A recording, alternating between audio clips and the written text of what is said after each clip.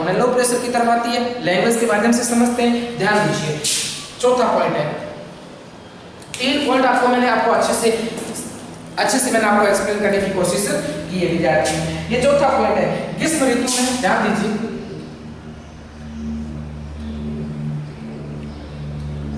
ग्रीष्म ऋतु में सूर्य उत्तरायण है, ध्यान दीजिए विद्यार्थी। ग्रीष्म ऋतु में तिब्बत का पठार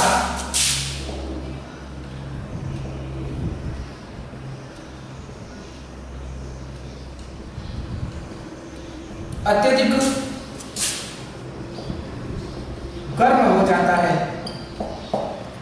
मैंने कहा ग्रीष्म ऋतु में तिब्बत का पठार जो है विद्यार्थियों अत्यधिक गर्म हो जाता है। कौन सा तिब्बत का पठार? ध्यान दीजिए विद्यार्थी, मैं आपको तिब्बत का पठार बना रहा हूँ, यह है तिब्बत का पठार। और ये ग्रीष्म ऋतु का मौसम है विद्यार्थियों, तिब्बत का पठार जो है वो क्या हो जाता है? गर्म हो जाता है, गर्म हो जाता है। क्या हो जाता है? ये कौन सा पठार है? तिब्बत का पठार, तिब्बत का पठार। ये तिब्बत का पठार क्या हो जाता है? गर्म हो जाता है। फिर क्या प्रक्रिया होती है विद्यार्थी? जिसके परिणाम स्वरूप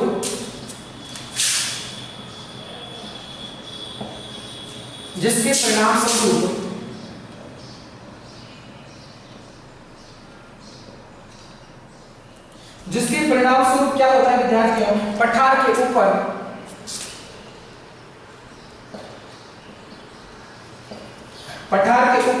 समुद्र तल से लगभग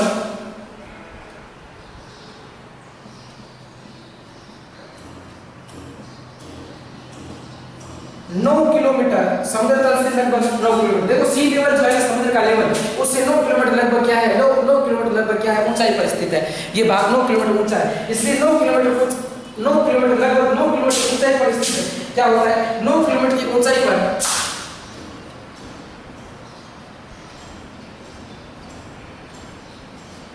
ध्यान दीजिए, ग्रीष्म ऋतु में तिब्बत का पठार अत्यधिक गर्म होता है, जिसके परिणाम स्वरूप पठार के ऊपर समुद्र तल से लगभग 9 किलोमीटर की ऊंचाई पर तीव्र ऊर्ध्वाधर वायु धाराओं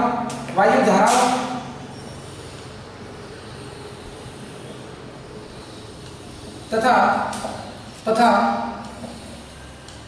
निम्न वायुदाब के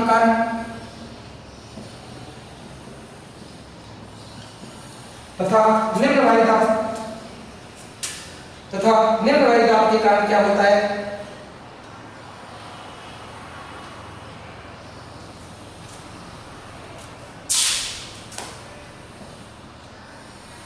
निम्न वायुदाब स्थित होता है। ध्यान दीजिए विद्यार्थियों, मैंने आपको कहा कि ग्रीष्म ऋतु में तिब्बत का पठार अत्यधिक गर्म हो जाता है, जिसके परिणाम स्वरूप पठार के ऊपरी समुद्र तल से लगभग 9 किलोमीटर की ऊंचाई पर तीव्र ऊर्ध्वाधर वायु धाराएं एवं कुछ वायुदाब का निर्माण होता है। यानी ध्यान दीजिए, ग्रीष्म ऋतु में तिब्बत का पठार अत्यधिक गर्म हो जाता है, जिसके परिणाम स्वरूप पठार के ऊपर तल में लगभग 9 किलोमीटर की ऊंचाई पर क्या होता है? तीव्र ऊर्ध्वाधर जो वायु धाराएं चलती है, और ये निम्न वायुदाब का क्या होता है? केंद्र स्थापित हो जाता है। निम्न वायुदाब का केंद्र स्थापित हो जाता है। सही है, निम्न वायुदाब का केंद्र स्थापित होगा, क्योंकि यहाँ पर क्या है? हाई टेम्परेचर है, तो प्रेशर कैसा होगा? लो प्रेशर होगा। क्लियर बात है? ठीक है, कोई दिक्कत है क्या? उसके बाद देखिएगा अगली पोजीशन लेते हैं, क्योंकि मैंने कहा कि ये भाग अत्यधिक गर्म होता है, यानी कि यहाँ पर है हाई टेम्परेचर, तो यहाँ पर लो टेम्परेचर अवश्य होगा। किताब में आपने दे रखा है हाई टेम्परेचर, यानी हाई प्रेशर दे रखा है। हाई प्रेशर नहीं होता है, हाई प्रेशर नहीं होता है, क्या होता है? लो प्रेशर होता है। लो प्रेशर होता है विद्यार्थी, लो प्रेशर होता है तभी तो यह समुद्र की हवाएं जो है तिब्बत के पठार की ओर चलने की क्या करेगी? कोशिश करेगी, वरना थोड़ी ना चलेगी ये। उसके बाद में देखिएगा 5वें नंबर का वही ग्रीष्म ऋतु का दिन है विद्यार्थियों। विद्यार्थी ध्यान दीजिए, ग्रीष्म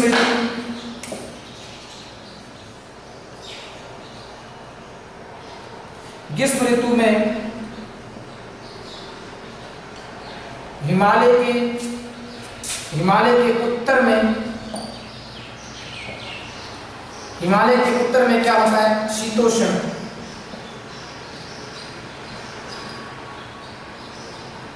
हिमालय के उत्तर में शीतोष्ण कटिबंधीय क्षेत्र स्थापित होने के कारण यहाँ उत्तरी पश्चिमी, यहाँ उत्तरी पश्चिमी जेट धाराएं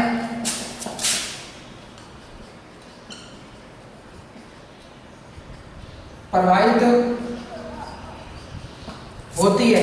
मैंने कहा विद्यार्थियों ग्रीष्म ऋतु में ग्रीष्म ऋतु में हिमालय के उत्तर में शीतोष्ण कटिबंधीय क्षेत्र जो स्थापित हो जाता है। देखो शीतोष्ण कटिबंधीय क्षेत्र हिमालय के उत्तर में क्यों होगा, देखिएगा शीतोष्ण कटिबंधीय इसलिए होगा विद्यार्थियों कि ये जो रेखा खींच रहा हूं, ये जो रेखा है, ये रेखा है कर्क रेखा, और कर्क रेखा के इधर वाला भाग होगा उष्ण कटिबंधीय और इधर वाला भाग होगा शीतोष्ण कटिबंधीय। क्या ये बात समझ में आई कि नहीं? जब हिमालय के उत्तर में होगा तो आपको पता है कि शीतोष्ण कटिबंधीय होगा, और कौन सी चलेगी, ये भाग है उत्तरी, ये भाग है पश्चिमी, तो आपको पता है तो जेट स्ट्रीम कौन सी चलेगी, उत्तरी पश्चिमी जेट स्ट्रीम में चलेगी, उत्तरी पश्चिमी जेट स्ट्रीम चलेगी। ग्रीष्म ऋतु का दिन है, यानी यहाँ ग्रीष्म ऋतु होगी तो आपको पता है ग्रीष्म ऋतु होगी तो विद्यार्थी उत्तरी पश्चिमी जेट स्ट्रीम चलेगी, उत्तरी पश्चिमी जेट स्ट्रीम चलेगी। उसके बाद क्या होता है विद्यार्थी, ध्यान दीजिए,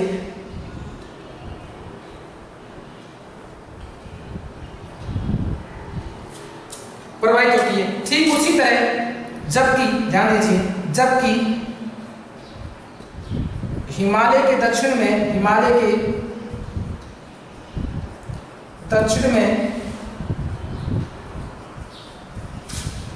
प्रायद्वीपीय पठार पर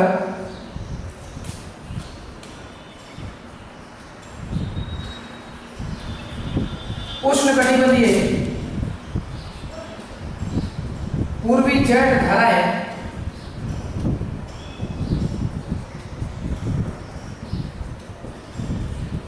प्रवाहित होती है।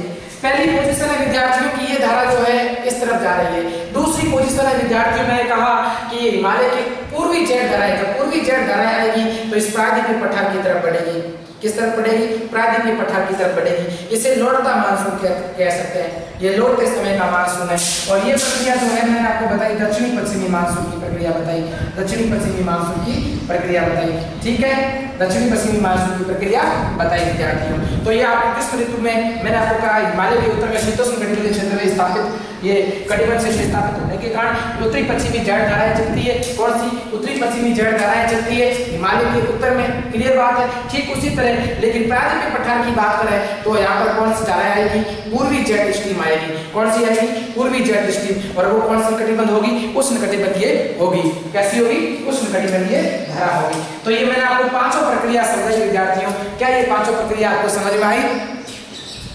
जो मैंने पांचों प्रक्रिया बताई थी, पांचों प्रक्रिया की आपको समझ में आई? पहले तो मैंने आपको बताया स्थल व जल का विभेदीकरण की प्रक्रिया के माध्यम से क्या होता है? मानसून का निर्माण होता है। फिर मैंने कहा कि आईटी जो सीजेड यानी जिसे कहते हैं उष्ण कटिबंधीय अभिसरण क्षेत्र जो है उसका गंगा के क्षेत्र में, गंगा के मैदान में विस्थापित होने के कारण मानसून की प्रक्रिया मैंने आपको दूसरा पॉइंट बताया। और तीसरा पॉइंट मैंने आपको बताया कि विद्यार्थियों हिंदमाता सागर के मेडागास्कर के पूर्वी जो अक्षांश है, पूर्वी 20 डिग्री अक्षांशों के ऊपर क्या होता है? उच्च वायुदाब होने के कारण मानसून क्या होता है? अपने भारत की तरफ क्या होता है? शक्तिशाली होता है। उसके बाद नंबर 4 मैंने आपको बताया कि तिब्बत का पठार गर्म होने के कारण हमारा मानसून जो है विद्यार्थियों क्या करता है? समुद्र तल के आसपास का क्षेत्र जो है विद्यार्थियों ये 9 किलोमीटर की समुद्र तल से 9 किलोमीटर की ऊंचाई के ऊपर तीव्रता से ऊर्ध्वाधर पवन चलने के कारण क्या होता है? मानसून की प्रक्रिया स्थापित होती है। और नंबर 5 मैंने आपको बताया कि ग्रीष्म ऋतु में हिमालय के उत्तर में शीतोष्ण कटिबंधीय जेट धाराएं जो चलती है उसे कहते हैं उत्तरी पश्चिमी जेट धाराएं। हिमालय के उत्तर में चलेगी, हिमालय के उत्तर में चलेगी उसे कहते हैं उत्तरी पश्चिमी जेट धाराएं, और हिमालय के दक्षिण में चलेगी यानी प्रायद्वीपीय पठार में जो धाराएं चलती है उस धाराओं का नाम क्या विद्यार्थियों? इस धाराओं का नाम है पूर्वी जेट धाराएं। क्लियर बात है? हिमालय में चलती है उत्तरी पश्चिमी जेट धाराएं और प्रायद्वीपीय पठार में पूर्वी जेट धाराएं चलती है, ये बात का ध्यान रखना है। और प्रायद्वीपीय पठार में उष्ण कटिबंधीय क्षेत्र आता है और हिमालय में शीतोष्ण कटिबंधीय जोन होता है। अब आगे बात करते हैं विद्यार्थियों कि आगे क्या प्रक्रिया है। अब बार-बार नाम आ रहा है ITCZ, नाम आ रहा है बार-बार ITCZ। अब इसको समझते हैं कि ये क्या प्रक्रिया है, इसको समझते हैं कि ये क्या प्रक्रिया है, ऐसा क्या है जो ITCZ बार-बार अपना नाम ले रहे हैं विद्यार्थियों। क्लियर बात है? अगर ये बातें आपको समझ में आई है तो आपको मैं आगे समझाने की कोशिश कर रहा हूँ जिससे आपको आसानी से पूरा क्षेत्र क्या आपको आराम से समझ में आ जाए। तो अभी हम बात करेंगे विद्यार्थियों ITCZ, इसका पूरा नाम पहले पढ़ेंगे, इसको कहते क्या है और ये प्रक्रिया कैसे होती, कब लागू होती है। वैसे आपको थोड़ा सा हिंट मैंने पहले दे दिया है, थोड़ा सा हिंट मैंने पहले आपको दे दिया था। फिर भी अपन क्या करते हैं, इसको पूरा तरीके से समझने की क्या करते हैं, विस्तार पूर्वक समझने की कोशिश करते हैं। जब ये समझ में आ गया तो मान लीजिए आपको क्या है, ये मानसून की प्रक्रिया समझ में आ गई। ये अगर समझ में आ गया तो मान लीजिए आपको मानसून की प्रक्रिया पूरी समझ में आ गई। ध्यान दीजिए विद्यार्थियों, हम बात कर रहे हैं ITC-Z के बारे में। किसके बारे में बात कर रहे हैं, ITC-Z के संदर्भ में बात कर रहे हैं। क्लियर बात है। अब देखिएगा बाहर के मैप को अपन थोड़ा सा क्या करते हैं, इसको वापस सवाल लेते हैं विद्यार्थी, जिससे आपको समझने में आसानी रहेगी। ठीक है, क्लियर बात है। अब देखिए विद्यार्थियों, मैं बात कर रहा हूँ ITC-Z की। किसकी बात हो रही है, अपनी ITC-Z की बात हो रही है। किसकी बात हो रही है, ITC-Z। इसका फुल फॉर्म पहले देखते हैं। ITC-Z, I का मतलब क्या होता है, इंटर। क्या होता है, INTER, इंटर। T का मतलब होता है ट्रॉपिकल, यानी कि उष्ण। ठीक है, इंटर ट्रॉपिकल। और C का मतलब होता है कन्वर्जेंस,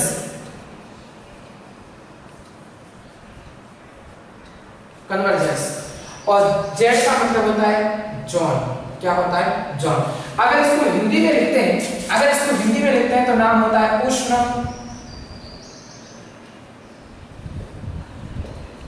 कटिबंधीय,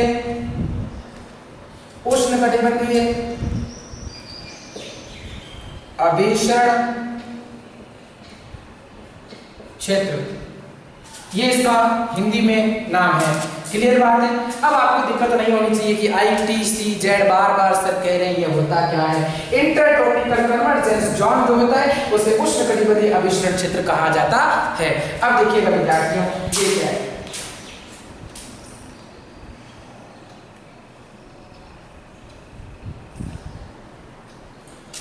तो ये जो है, ये क्षेत्र जो है विद्यार्थियों, ये विषुवतीय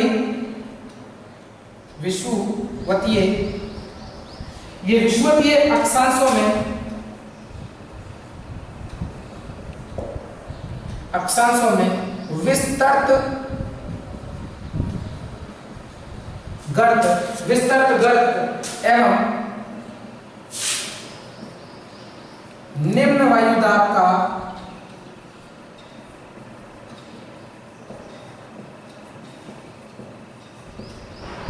केंद्र होता है। विद्यार्थियों, मैंने आपको कहा कि ITC-Z ये क्या होता है, विषुवतीय अक्षांशों में विस्तृत गर्त होता है एवं निम्न वायुदाब का क्या होता है, ये केंद्र होता है।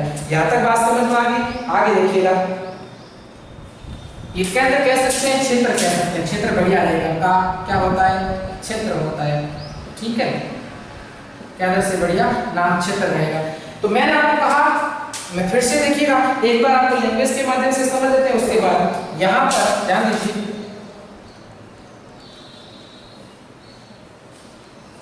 यहां पर उत्तरी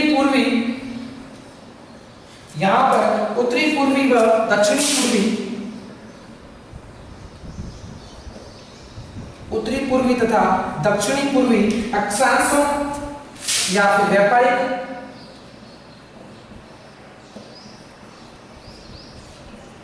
कोने क्या होती है, प्रभावित होती है। यानी कि मैंने कहा यहां पर क्या होती है विद्यार्थियों, यहां पर उत्तरी पूर्वी एवं दक्षिणी पूर्वी व्यापारिक कोने क्या होती है, आपस में मिलती है। देखिएगा कैसे मिलती है वो भी बताता हूं मैं आपको। ठीक है, पहले लैंग्वेज को समझने की कोशिश करें। ये अभिसरण विषुवत रेखा यानी भूमध्य रेखा, विषुवत रेखा के समांतर होता है। यह अभिसरण विषुवत रेखा के समांतर होता है, लेकिन सूर्य की आभासी किरणों के कारण,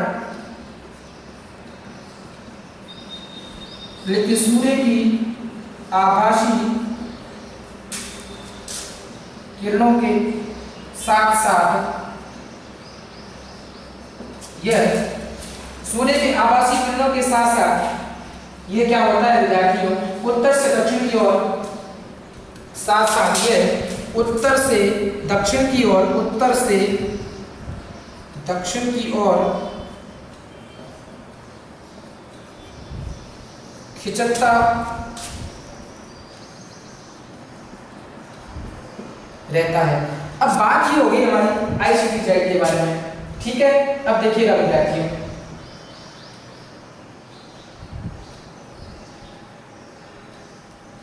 क्लियर बात।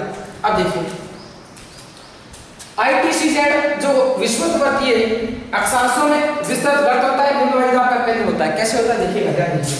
मैं आपको बना रहा हूँ विद्यार्थियों, एक बना रहा हूँ पृथ्वी, ये बना दिया है पृथ्वी, क्लियर बात। इस पृथ्वी के मध्य में मैं एक रेखा खींच रहा हूँ, इसे कहते हैं विषुवत रेखा। लो जी, ये होती है 0 डिग्री, क्लियर बात है। इसे कहते हैं विषुवत रेखा। क्या कहते हैं? विषुवत रेखा, ठीक है। विषुवत रेखा विषुवत गर्त भी कहते हैं। और इसके विद्यार्थी ध्यान दीजिए, इसके उत्तरी भाग, इसके दक्षिणी भाग, ये उत्तरी भाग तथा दक्षिणी भाग ये होता है दोनों में 20 डिग्री, दोनों के 20 डिग्री के, उत्तर में भी 20 डिग्री पे होता है, दक्षिण में भी 20 डिग्री। ये जो जोन है, इस जोन में क्या है ध्यान दीजिए, इस जोन में देखिएगा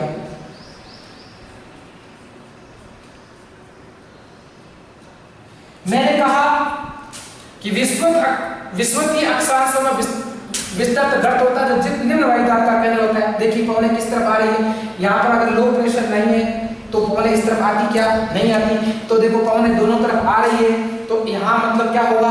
निम्न वायुदाब का केंद्र होगा कि नहीं होगा, क्षेत्र होगा कि नहीं होगा, ठीक है, क्लियर बात होगी। उसके बाद यहाँ पर उत्तरी पूर्वी एवं दक्षिणी पूर्वी, देखिएगा ये मैं कर रहा हूँ दक्षिण, ये कर रहा हूँ पूर्व, ये कर रहा हूँ उत्तर, ये कर रहा हूँ पूर्व। देखिए उत्तरी पूर्वी और दक्षिणी पूर्वी हो रहा है कि नहीं हो रहा है, बताइए, ध्यान दीजिए। दक्षिणी गोलार्ध में स्थिति कैसी बन रही है? दक्षिणी गोलार्ध में स्थिति कैसी बन रही है? ध्यान दीजिए, दक्षिणी गोलार्ध में स्थिति बन रही है ऐसी, ठीक है। और इसे कहते हैं उत्तरी, इसे कहते हैं दक्षिणी, इसे कहते हैं पूर्वी, इसे कहते हैं पश्चिमी। अब बताइए मुझे इस तीर का निशान किस तरफ है? दक्षिणी पूर्वी है कि नहीं है? तो ये हो गया दक्षिणी पूर्वी। देखिएगा दक्षिणी पूर्वी नाम आया कि नहीं आया, ठीक है, व्यापारिक कौन है। उसके बाद मैंने कहा उत्तरी पूर्वी, ऊपर वाले भाग पर देखिए, उत्तरी भाग पर देखिए, ये पवन कैसी बन रखी है? ये पवन बन रखी है ऐसे, है कि नहीं? बताइए इसका निशान, ये हो गया उत्तरी, ये दक्षिणी, ये पूर्वी, ये पश्चिमी। तो ये उत्तरी पूर्वी क्या होगी? उत्तरी पूर्वी। तो ये जो है उत्तरी पूर्वी तथा ये जो है वो दक्षिणी पूर्वी, इन दोनों व्यापारिक, दोनों ये व्यापारिक पवन है और इन व्यापारिक पवनों को आपस में क्या करती है? आपस में मिलाने का कार्य करती है। तो मैंने कहा ये आपस में क्या करती है? मिलती है। किस क्षेत्र पे मिलती है? इसी ITCZ क्षेत्र में मिलती है, क्योंकि ये दोनों अक्षांशों के मध्य पाया जाता है, क्लियर बात। तो मैंने आपको ये बताया कि विषुवतीय अक्षांशों में विस्तृत गर्त होता है, निम्न वायुदाब का क्या होता है? ये केंद्र होता है, क्लियर बात है, निम्न वायुदाब का केंद्र है। यहाँ पर उत्तरी पूर्वी मैंने कहा कौन सा? उत्तरी पूर्वी, क्लियर बात है, एवं दक्षिणी पूर्वी एवं दक्षिणी पूर्वी व्यापारिक पवन है। तो इन पवनों को क्या कहा जाता है? व्यापारिक पवन कहा जाता है, क्लियर बात है, क्योंकि व्यापारी आते हैं इस पवनों के आधार पर, इसलिए इसको व्यापारिक पवन कहा जाता है। मैंने तभी तो बताया था व्यापारी, अरबी व्यापारी आए थे, अरबवासी व्यापारी के रूप में आए थे और अपने ये मानसून के बारे में जानकारी दी थी। तो इस पवनों को क्या कहते हैं? व्यापारिक पवन। ये व्यापारिक पवन आपस में मिल रही कि नहीं मिल रही है? क्लियर बात है। ये अभिसरण विषुवत रेखा के समांतर है। तो देखिएगा ये जो विषुवत रेखा है और ये अभिसरण इसके समांतर है कि नहीं, बताइए, ठीक है। लेकिन सूर्य की आभासी किरणों के साथ साथ में ये क्या करता है? उत्तर से दक्षिण की ओर क्या होता है? खिसकता रहता है। अब देखिएगा जैसे इसमें ये लिखा हुआ बता रहा हूं मैं आपको, ये सूर्य बना हुआ है, ये सूर्य के आभासी गति के कारण अब सूर्य देखिएगा उत्तरायण हुआ तो ये उत्तर में चली गई, और सूर्य दक्षिणायन हुआ तो दक्षिण में चली गई।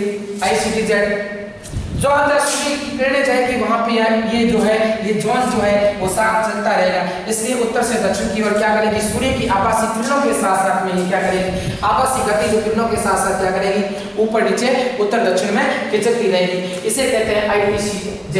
और इसी कारण विद्यार्थियों विषुवत रेखा पर क्या होता है? विषुवत रेखा पर लो प्रेशर होता है, और लो प्रेशर होने के कारण विद्यार्थियों सारी पवनें क्या आती है? इस विषुवत रेखा की तरफ आती है, और विषुवत रेखा की तरफ आती है तो साथ में क्या करती है? समुद्र से जब आती है तो पवनें क्या करती है? नमी लेकर आती है, और सबसे ज्यादा क्या करवाती है? सबसे ज्यादा यहाँ पर क्या करवाती है? बारिश करवाती है। किस रेखा पर? इस विषुवत रेखा पर बारिश होती है, अर्थात इस ITCZ क्षेत्र पे बारिश होती है, अर्थात उष्णकटिबंधीय अभिसरण क्षेत्र पर सर्वाधिक क्या होती है? बारिश होती है, और सर्वाधिक जैव विविधता पाई जाती है। क्लियर बात हो गई। अब हम अगली बात करते हैं, आगे क्या है इस प्रक्रिया।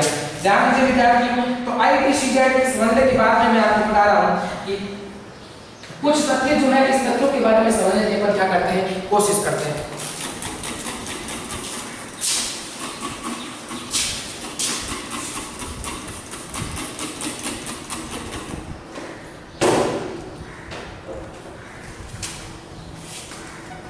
ध्यान दीजिए।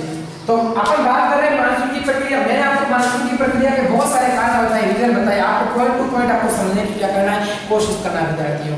मैंने भी आपको पॉइंट टू पॉइंट एक एक चीजों को साथ में मैप के साथ में और चित्र के माध्यम से एक्सप्लेन करने की कोशिश की है, जिसके माध्यम से आपको भी अपने जब भी पढ़ो तो जैसे मैंने आपको समझाया है एक उसी तरह कॉपी में ऐसे स्ट्रक्चर बनाने के साथ साथ में आपको पढ़ना है, जिससे आपको आसानी से क्या हो जाएगा, समझ में आ जाएगा। रटना है नहीं, बिल्कुल रटना नहीं विद्यार्थियों। क्या होता है इस ITCZ के कारण दक्षिणी महासागर के उत्तर में क्या होता है, उत्तर में ऊपर वायुदाब की अवस्था में क्या होता है, परिवर्तन होता है और वही क्या करता है, हमारे मानसून को प्रभावित करता है। विद्यार्थी ध्यान दीजिए, इसी ITCZ के कारण, इसी ITCZ के कारण क्या होता है, इसी ITCZ के कारण क्या होता है विद्यार्थियों, दक्षिण के महासागरों में, दक्षिण के महासागरों, दक्षिण के महासागरों के ऊपर, दक्षिण के महासागरों के ऊपर उच्च वायुदाब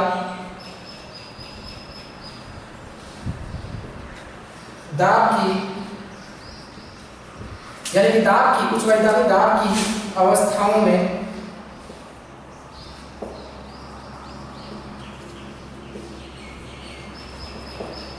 परिवर्तन होने के कारण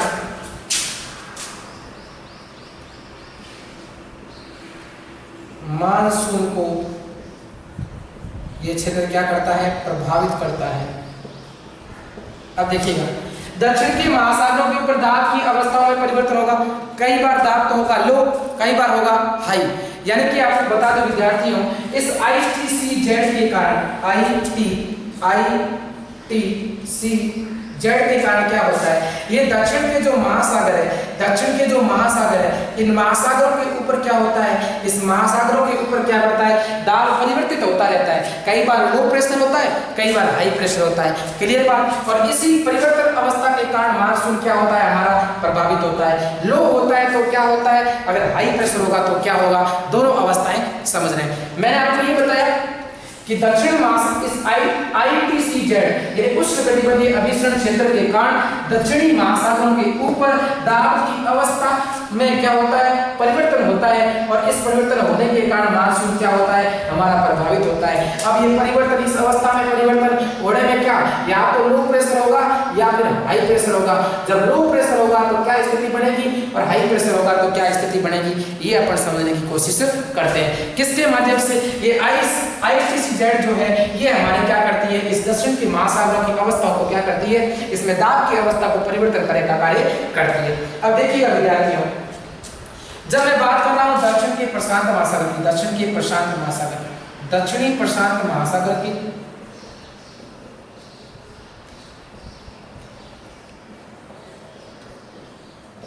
दक्षिणी प्रशांत महासागर के पूर्वी भाग है, दक्षिणी प्रशांत महासागर के उष्णकटिबंधीय पूर्वी भाग यानी उष्णकटिबंधीय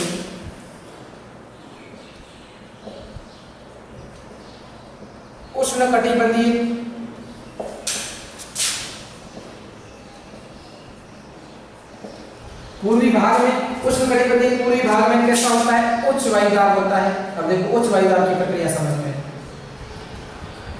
तथा हिंद महासागर में, पहले लैंग्वेज को समझने की कोशिश करें उसके बाद मैं आपको समझा रहा हूं। हिंद महासागर में या हिंद महासागर के दक्षिणी प्रशांत महासागर के उष्णकटिबंधीय पूर्वी भाग में उच्च वायुदाब तथा हिंद महासागर के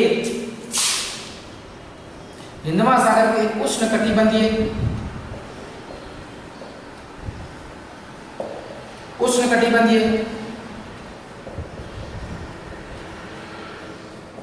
हिंद महासागर के उष्णकटिबंधीय पूर्वी भाग में, हिंद महासागर के उष्णकटिबंधीय पूर्वी भाग में क्या हो जाता है विद्यार्थियों, निम्न वायुदाब हो जाता है।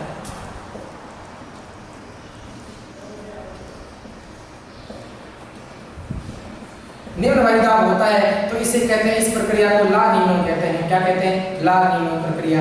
और ला नीनो प्रक्रिया कहते हैं, क्या कहते हैं, ला नीनो प्रक्रिया। और इस प्रक्रिया से क्या होता है, हमारा भारतीय मानसून क्या होता है, भारतीय मानसून शक्तिशाली होता है। ठीक है, भारतीय मानसून शक्तिशाली होता है, शक्तिशाली होता है। इस प्रक्रिया के बाद की प्रक्रिया अगली क्लास में करेंगे, क्योंकि बहुत लंबी क्लास हो चुकी है विद्यार्थियों, और इस क्लास को मैं यहीं खत्म करता हूँ। मैंने आपको बताया कि दक्षिणी प्रशांत महासागर के उत्तर उष्णकटिबंधीय पूर्वी भाग में उच्च वायुदाब होता है, हिंद महासागर के उष्णकटिबंधीय पूर्वी भाग में निम्न वायुदाब होता है, तो इसे ला नीनो कहते हैं। वो क्यों कहते हैं वो थोड़ा सा समझ लीजिए। देखिएगा, देखिए विद्यार्थियों, ये है 0 डिग्री रेखा और ये आपका बना हुआ है हिंद महासागर, और हिंद महासागर का ये है पूर्वी भाग। कौन सा है? पूर्वी भाग। ठीक है, क्या ये प्रक्रिया समझ में आई? और यहाँ पर है लो प्रेशर। क्लियर बात है? ठीक है। ठीक इसी तरह विद्यार्थियों, ठीक इसी तरह मैंने आपको कहा कि इधर का प्रशांत महासागर, इधर कौन सा महासागर आएगा? इस एशिया महाद्वीप के इस तरफ कौन सा सागर है? देखिएगा, ये है, यहाँ पर है ये हिंद महासागर, हिंद महासागर का पूर्वी भाग, और इस पूर्वी भाग में लो प्रेशर। ठीक उसी तरह मान लो ये प्रशांत महासागर है और ये दक्षिणी प्रशांत महासागर है, और इसका पूर्वी भाग है, यहाँ पर क्या है? हाई प्रेशर है। तो पवनें लो प्रेशर की तरफ आएगी नहीं आएगी? पवनें हाई प्रेशर से लो प्रेशर की तरफ आएगी, तो पवनें इस तरफ मुड़ेगी, और इस तरफ मुड़ने के बाद में भारतीय मानसून को क्या करेगी? प्रभावित करेगी। ठीक है, वैसे मैं आपको कल की कक्षा में इसको बड़े स्तर पर समझाऊंगा, क्योंकि अभी हमने सिर्फ किसकी बात की? ये हिंद महासागर में लो प्रेशर और दक्षिणी प्रशांत महासागर के पूर्वी भाग में हाई प्रेशर के स्थिति में पड़ा, और वैसे इसको पूरा कल की कक्षा में मैं आपको अच्छे से एक्सप्लेन करने की कोशिश करूंगा विद्यार्थियों। तब तक मैं इस क्लास को यहीं विराम करता हूं। धन्यवाद, मिलते हैं अगली क्लास में, और इसी के साथ में विद्यार्थियों को क्या पढ़ेंगे, यानी कि दक्षिण के महासागरों की दाब की अवस्था में परिवर्तन पढ़ेंगे। ठीक है, मिलते हैं कल की कक्षा में। धन्यवाद।